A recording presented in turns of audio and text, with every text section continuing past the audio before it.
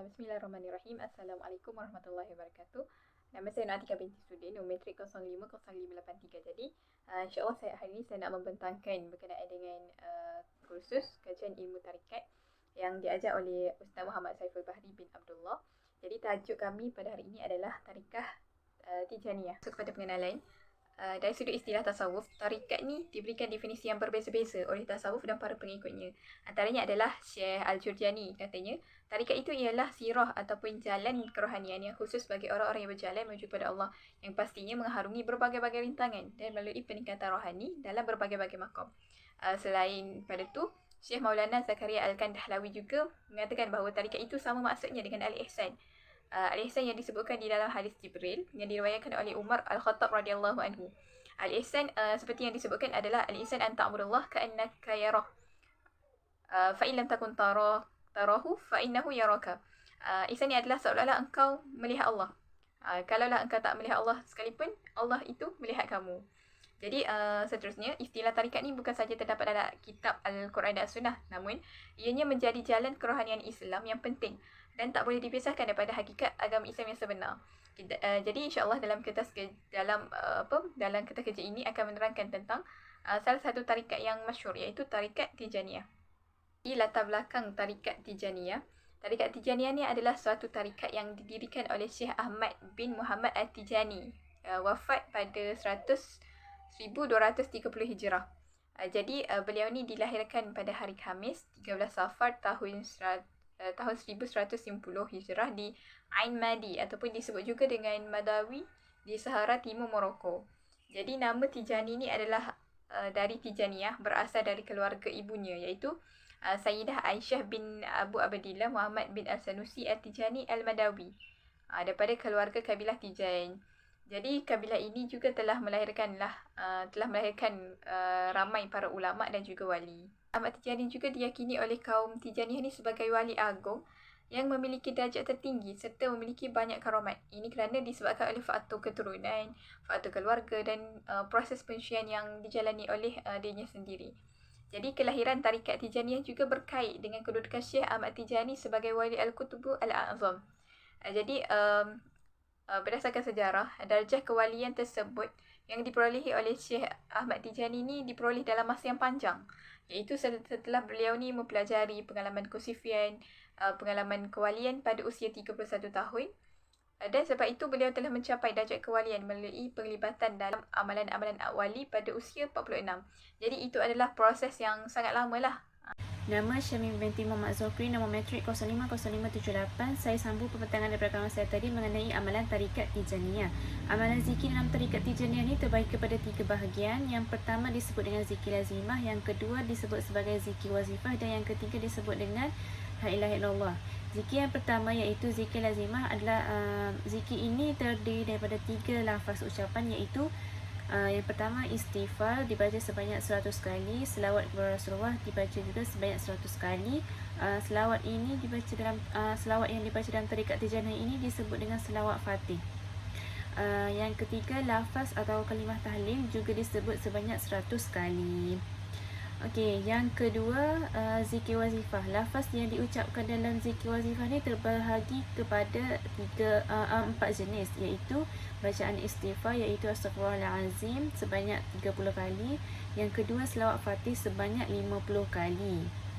Yang ketiga, lafaz tahlil juga dibaca sebanyak 100 kali. Yang keempat, iaitu selawat Jauharatul Kamal 12 kali.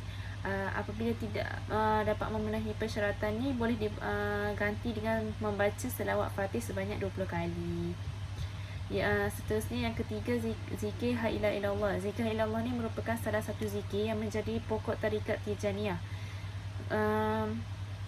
Setiap anggota ni wajib melakukan setiap anggota tarikat ni wajib melakukannya dan dianjurkan untuk dilakukan secara berjemaah.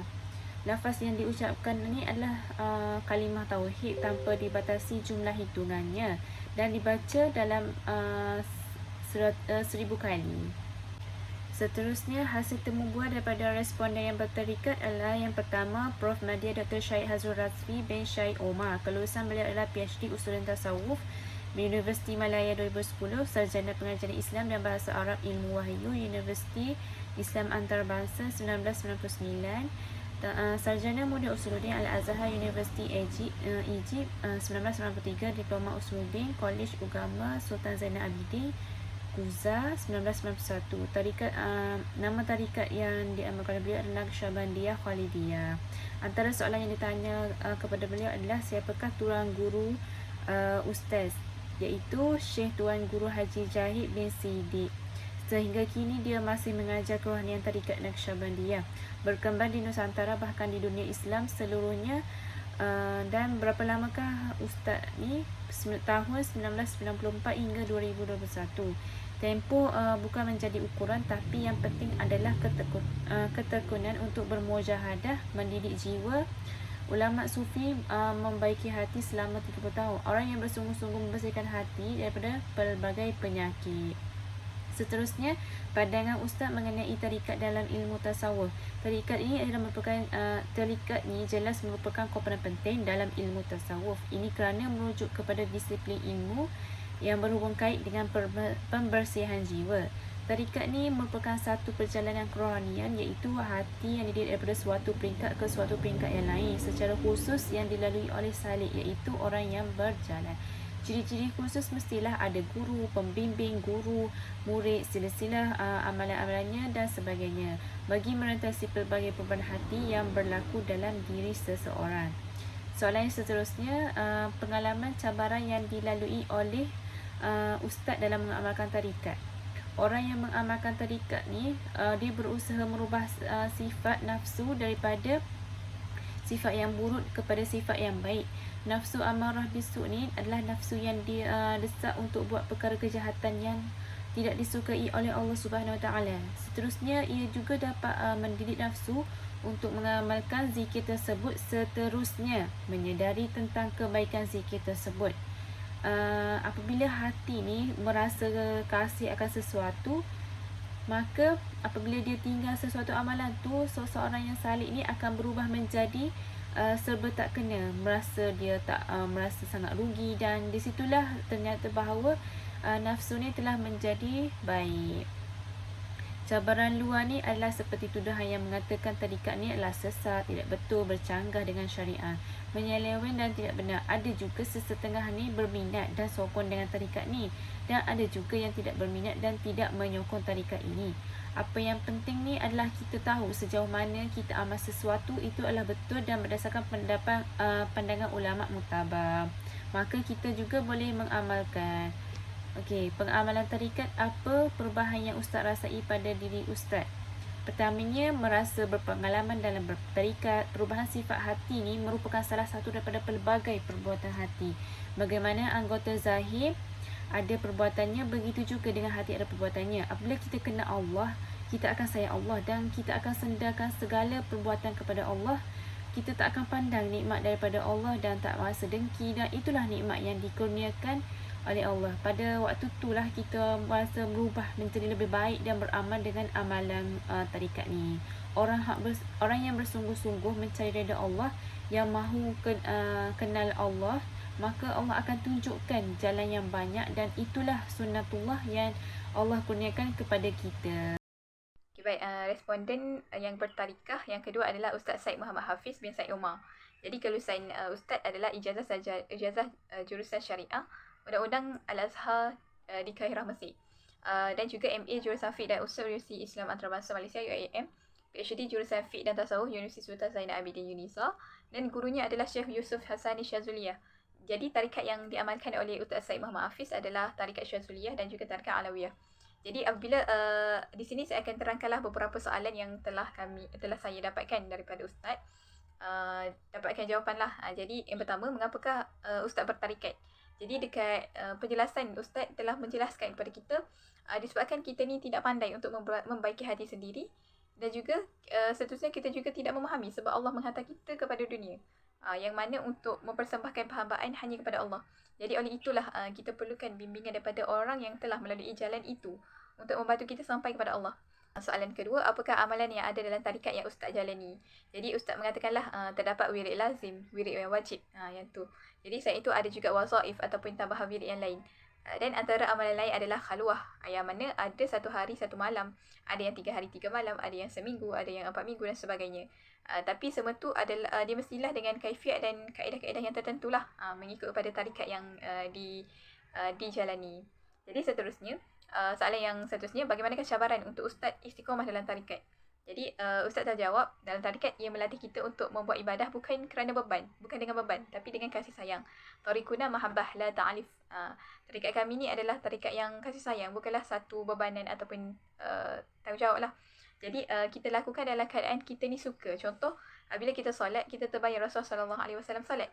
Apabila bergantung dengan diri sendiri, kita buat tu kerana kita nak buat, jadi benda tu menjadi berat. Tapi apabila kita melakukan satu ibadah dengan adanya rasa kasih sayang, adanya rasa cinta kepada Allah, ada rasanya cinta kepada Rasulullah SAW, jadi membuatkan seseorang pengamal tarikat itu menjadi ringanlah untuk beribadah. Seterusnya, hasil temu daripada responden yang tidak bertarikat adalah yang pertama, nama Nabilah Nur Syuhada binti Zainal Abidin. Beliau berumur 24 tahun dan merupakan seorang pelajar. Okey, antara soalan yang ditanya adalah bagaimanakah mengenali tarikat. Beliau mengatakan bahawa mengenali tarikat di universiti, dan pandangan beliau adalah mengenai tarikat ni, ilmu tasawuf ni merupakan satu ilmu yang agak berat dan perlu dipelajari dengan baik bagi mengelakkan penyelewengan dan salah faham. Tarikat dan ilmu tasawuf ini juga tidak seharusnya dibincangkan atau dihuraikan oleh mereka yang bukan ahlinya. Seterusnya, kehidupan yang seseorang tarikat mesti lakukan setelahnya adalah beliau mengatakan dia tidak pasti kerana dia tidak berapa mahir sangat tentang ilmu tarikat ini. Seterusnya, bagaimana hendak mengetahui sesebuah tarikat itu tidak sesat. Beliau menyatakan bahawa dengan mempelajari sejarah penubuhan dan lain-lain serta melakukan penyelidikan yang mendalam terhadap tarikat-tarikat yang ada sebelum beramal. Ilmu tasawuf ni bermakna perjalanan manusia meninggalkan dunia. Ada yang mengamalkan zikir-zikir tertentu atau ayat-ayat tertentu dengan niat sebenar untuk nak mendekatkan diri kepada Allah. Jadi biasanya zikir, dikatakanlah biasanya zikir ini diajar oleh para wali Allah untuk diamalkan oleh pengikut-pengikut terdekat dengan susun jalur tertentu. Seterusnya, bila ditanya jalan atau kehidupan yang bagaimanakah seseorang pengamal tarikat mesti lakukan seharian. Jadi jawabnya, biasanya mereka yang mengamalkan zikir-zikir atau bacaan tertentu sebagai amalan dan bacaan tersebut mesti dibaca pada masa tertentu mengikut apa yang disanadkan oleh guru mereka. Bagaimanakah kita hendak mengetahui sebuah tarikat itu tidak sesat? Jadi beliau terjawab, sebuah tarikat yang tak sesat tidak akan menyuruh pengikutnya meninggalkan amalan-amalan yang disyariatkan oleh Nabi Muhammad SAW. Namun mereka ni hanyalah menambah zikir-zikir tertentu yang biasanya diambil dari Al-Quran dan kitab-kitab ulama yang diiktiraf oleh ulama Islam. Tarikat yang tidak sesat tidak memerlukan pengamalnya untuk membayangkan kehadiran wali atau Nabi semasa membayar zikir, melainkan ianya adalah sesuatu amalan yang diharap dapat menambahkan pahala tanpa mengharap ganjaran ataupun kelebihan dunia sendiri. Jadi itulah yang telah disampaikan oleh responden yang kedua. Wallahualam. Kesimpulannya, tarikat ni adalah usaha untuk mencapai kedudukan pewaris para nabi dan suatu jalan untuk mendekatkan diri dengan Allah Subhanahu Wa Taala.